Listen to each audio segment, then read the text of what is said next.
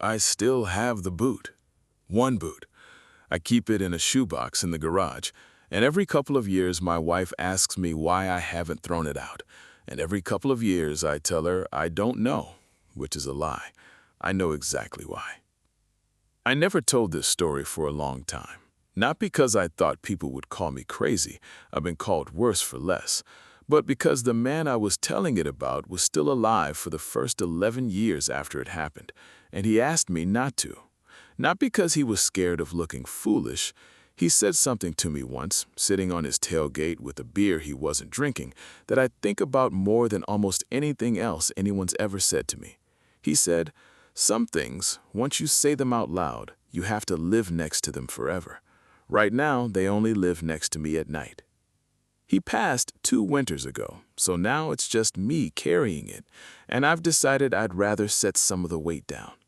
For what it's worth, I spent 31 years as a land surveyor in the San Juan Mountains, mostly boundary work for the Forest Service and private ranchers, some of it up in country that doesn't see 6 people a year. I know what a mountain lion track looks like in September mud. I know what a black bear does to a fence line when it wants through it. I have stood in a lot of remote, quiet, unfriendly places and been fine.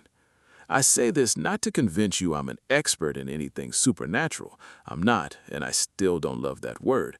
But so you understand that when I tell you something didn't make sense, it's coming from someone whose whole career was making sense of land. Somewhere around 1991, on a ridge above Cataract Creek, southwest of Lake City, that stopped being true for about 60 hours. The man's name was Everett Kessler, and he'd been running cattle in that country since before I was born. I was hired that September to resurvey a boundary line between his allotment and a neighboring parcel that had changed hands, mostly because 2 old ranching families were about to have a fence dispute and somebody needed a piece of paper that said whose fence it actually was. Everett was somewhere north of 70 at the time, built like a fence post himself, thin and permanent looking. He had a way of answering questions with fewer words than you'd think possible, and somehow you'd walk away with more information than if he talked for 10 minutes. He ran the camp with his nephew, a kid named Wyatt, who was maybe 22, quiet in a different way than his uncle. Wyatt was quiet because he was watching everything, cataloging it, the way young men do when they're trying to become the kind of man they respect. He had a border collie named Tick, who was, without exaggeration, the smartest animal I have ever been around. That dog understood probably 40 words and about 100 hand gestures, and more than that, she understood Wyatt's moods before he did. There was also an old sorrel pack horse named Biscuit, sway-backed and unbothered by literally anything. Thunder, rattlesnakes, gunfire, none of it moved that horse, which matters later, because it's the kind of detail you don't think means anything until it does. The trouble started small enough that none of us called it trouble yet. On the 3rd evening, Wyatt went to bring Biscuit down from the upper picket line near a stand of old-growth timber we called the dark timber, mostly because the canopy was so thick almost no light got to the forest floor even at noon. Biscuit had grazed that patch 100 times. That evening, he planted all 4 feet about 30 yards short of it and would not go one step closer, no matter how much Wyatt clucked and tugged. Wyatt came back annoyed, said the horse was being an idiot, and moved the picket line somewhere else. Nobody thought about it again that night. The next morning, Tick wouldn't go past the spring. She'd trot down there every morning to drink, same as always, and that morning she got to the edge of the clearing, stopped dead, ears back, and wouldn't cross the last 20 feet of open ground to reach the water. Everett noticed. He didn't say anything about it out loud, but I watched him watch that dog for a solid 10 seconds, and then I watched him walk back to camp and without a word to either of us move his rifle from where it usually leaned by the tent flap to right beside his bedroll where he could reach it lying down. He never explained why, he just did it, and kept doing his morning like normal. And I remember thinking that was strange enough that I noticed it and then talked myself out of noticing it. By that point, we'd started attributing things to a mountain lion working the drainage. Made sense, there had been lion sign in that country for years, and cats do put horses and dogs on edge. Then Wyatt found a game trail torn up on the second morning, deep gouges in the dirt, and revised the theory upward to a bear, maybe a big boar working up an appetite before den season. Everett listened to both theories and didn't argue with either one, which I've come to understand was Everett's way of disagreeing without wasting breath on it. The thing I keep coming back to is that both Wyatt and I built our explanations in the daylight, standing over the evidence, feeling reasonably confident. Everett built his explanation somewhere I couldn't see, and it involved sleeping with a loaded rifle at arm's length. I didn't ask him what he thought it was. I've regretted that 100 times since. Not because I think he'd have told me, but because the not asking was its own kind of denial. On the fifth day, we found a bull elk about 400 yards above camp, near the tree line where the timber gives way to open rock. It hadn't been fed on the way a kill normally is. There was no drag trail, no clear point of attack, no tracks leading in or out that any of us could find in the rocky ground. And I want to be clear, I have found plenty of kill sites in that kind of terrain. I know how to read scuffed rock and disturbed lichen, and there was simply nothing there. The animal's neck had been broken in a way that didn't match a fall, a rock slide, or any predator takedown I'd ever seen documented. Its antlers, 6 by 6, a genuinely big animal, had been snapped off at the base. Not chewed, not gnawed, snapped, the way you'd break a dry branch over your knee. Wyatt went pale and quiet in a way I hadn't seen from him yet. Everett crouched by the carcass for a long time, not touching it, just looking. Then he stood up, looked at the tree line above us, and said the only thing he said about the situation the entire trip that wasn't strictly practical. He said, "That wasn't hungry, that was mad." That night, a little after 10, we all heard something none of us had a name for. It started low, almost like a moan, and then rose into this rhythmic, whooping sound that didn't track with any animal call I'd ever cataloged in 30 years of field work. Not elk bugling, not a mountain lion's scream, not an owl, nothing. It came from somewhere above us, up near where we'd found the elk, and it went on for maybe 45 seconds before it just stopped. Tick was pressed so hard against my leg I could feel her heart going. Wyatt asked, in a voice that was working hard to sound casual, what in the hell that was. Everett said, "Get some sleep," which was somehow the most frightening answer he could have given, because it meant he already had a theory he wasn't planning to share. I want to tell this part the way it actually happened, which is out of order and fast, because that's how it happened to me. We heard it first.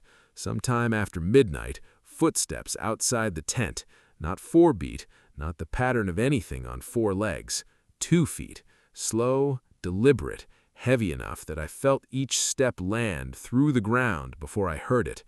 Then the smell hit. I've smelled a lot of dead things in the backcountry, and this wasn't that. It was thick and wet, like a wet dog that had been rolling in something sour, mixed with something almost sweetish and rotten underneath it. The kind of smell that makes you salivate wrong, makes your body want to gag before your brain's decided why. Wyatt had his flashlight, and God help him, he swept it across the canvas wall of the tent just as something passed close enough outside to block the moonlight coming through the seam. For 1 second, there was a shadow against the canvas, too tall, shoulders too wide for the height, and an arm, just the suggestion of an arm, hanging low, past where a knee would be on a man. My brain tried to make it a bear rearing up. It failed. Bears don't have that kind of shoulder-to-hip ratio. Bears don't have an elbow. Then it was gone from the wall, and for 3 or 4 seconds there was nothing, and that gap, that silence was worse than the footsteps, because none of us knew where it had gone.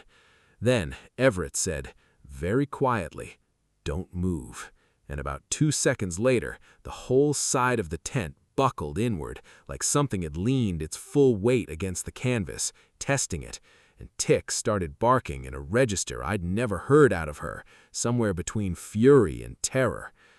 We got the flap open enough to see it clear the tree line at the edge of the firelight, And here is what I remember, because I have had 30-some years to replay it, and this is what stayed. It stood upright, easily 7 feet, maybe more. It had hands, not paws, hands, with long fingers that curled wrong, an extra joint of curl that a human hand doesn't have. Its eyes weren't so much as glowing as catching the firelight in a flat, wrong way, like a coin catching light instead of a living thing. And it was looking at Everett's rifle, not at Everett, at the rifle in his hands. It tracked the barrel as Everett raised it, and it took one unhurried step sideways out of the direct line of the muzzle before it turned and walked, didn't run, back into the dark timber. Wyatt swore later that in the 2 seconds before it turned, it had looked directly at Tick, and Tick had gone completely silent, which scared him more than the noise had. 3 mundane things I still remember from those 30 seconds, the kind of things your brain keeps instead of the terror itself. The smell of scorched coffee from a pot Everett had knocked into the fire earlier that we never cleaned up.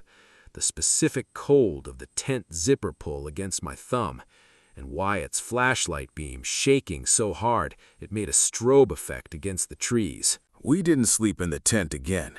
We moved to Everett's truck, parked 40 yards off, all 3 of us and the dog crammed into the cab with the doors locked and the windows up, which in September in that country meant we were sweating and freezing in alternating waves depending on whether the engine was running. For 2 hours, nothing. We started to believe it had moved on. Everett cracked his window an inch for air, and that's when we heard it again, close, working the tree line in a slow, patient circuit around the truck. It stopped near the tailgate. We heard something metallic. Everett's toolbox bolted to the truck bed being worked at, not clawed randomly, but handled. The latch tested twice before it gave up and moved on. That wasn't an animal investigating a smell. That was something checking whether a container opened. Then 20 minutes of nothing, long enough that Wyatt actually reached for the door handle, said he thought it was gone, wanted to check on Biscuit and the mule. Everett grabbed his wrist, didn't say a word, didn't lecture him, just held on until Wyatt understood and sat back. That was the whole relationship right there, in one grip on the wrist. 3 minutes later, it came back to the driver's side window, close enough to fog the glass, and none of us breathed until it moved off again toward the ridge. We left at first light, and it was not dignified. Everett's truck key stuck in the ignition, swelled from the cold and damp, he said, though all our hands were just shaking too badly to turn it smooth. Wyatt went back for Biscuit and the mule against Everett's wishes because he wasn't going to leave them tied, and in his hurry he slipped coming down the rocks above the spring and came up with a twisted ankle and one boot half torn off, laces snapped. He left it. We didn't go back for it. I still have it, because months later Everett mailed it to me without a note, and I understood exactly why. The creature never charged us, never made a kill attempt that morning. It simply let us go. We caught one more glimpse of it, up on the rock above the dark timber, standing, watching us load the truck, unbothered, and then it turned and was gone into the timber the way you'd walk away from something that had stopped interesting you. I finished the survey. I never went back into that specific drainage again. Not once in 30 more years of field work in that range. And I had opportunities.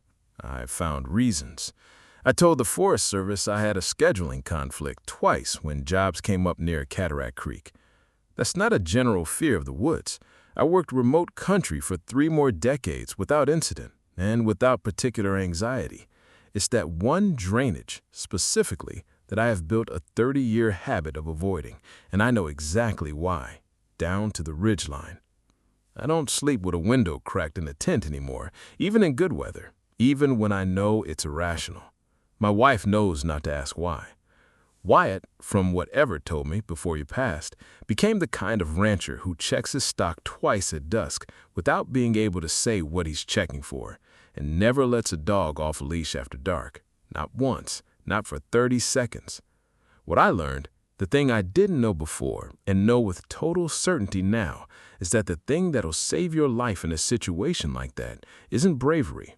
It's whoever in your group has already decided, quietly, before anyone else understands there's a decision to make, that something is wrong. Everett moved that rifle before any of us had a theory. That's the instinct worth trusting. Not the one that explains, the one that just acts. Everett's gone now. I still have his nephew's boot in his shoebox in my garage.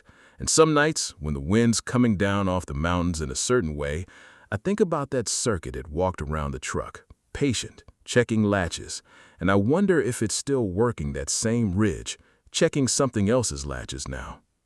Here's something most people don't know about sightings like this one. Across a lot of independently reported Dogman encounters, separated by decades and states, people who never spoke to each other, there's a recurring detail that almost never makes it into the movie version. Witnesses consistently describe the creature disengaging deliberately from an armed confrontation rather than escalating it, often after visibly assessing the weapon itself. Wildlife biologists will tell you that's not typical predator behavior at all. Most animals don't have the abstract capacity to recognize a firearm as the threat rather than the person holding it. Whatever's behind these reports, that pattern shows up again and again, and it's one of the details that makes researchers in this field take the eyewitness testimony more seriously than you'd expect. If this is the kind of story that stays with you, stick around. I've got more like it, and I think you're going to want to hear where they came from.